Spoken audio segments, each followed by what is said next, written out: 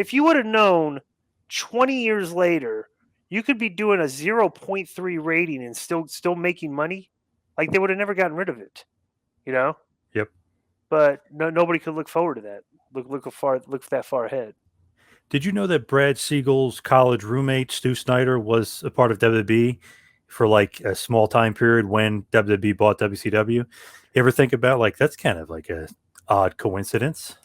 It wasn't an odd coincidence. We thought, bro, the fact that it got sold for pennies on the dollar just had to be somebody on the other side making the money under the table on this. It's ridiculous. It got woefully undersold. You know what? What did it sell for? What was the price? The final 4 million, I think. The final was 4 million. Think about that. 4 Hogan million. said he could have bought it like 5 times over if he knew that was the price. Like not even that. It's like for 4 million. Like think about that kind of money these days. Like that's an internet poker player could buy the company. You know, for like that. Yeah. I mean, like just as exposed like that. That's like nothing. You know, and like now, like you see these like the UFC. Perfect example. In your lifetime, and you're a wrestling fan, right? What impact has the programming of WCW had on your life over a period of the back then? Everything. How important was it to you? How it was massive numbers on ratings, and like how important has the UFC been to people, right? Right. UFC is huge. WCW is huge.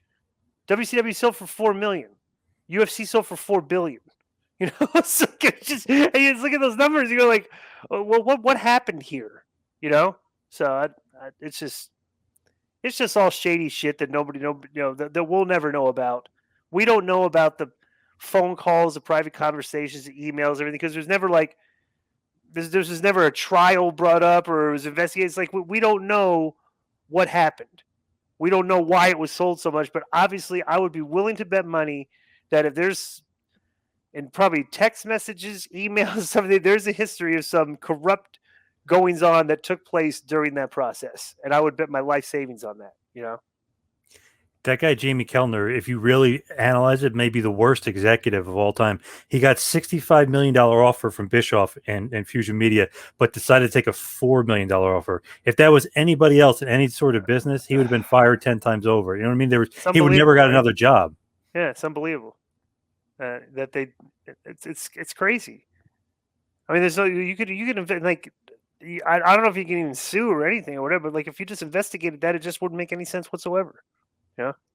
And Brad Siegel won't do any on the record interviews either. I think he's afraid of getting some of those. Even 20 years later, I think he doesn't want to answer those questions. He's full of shit.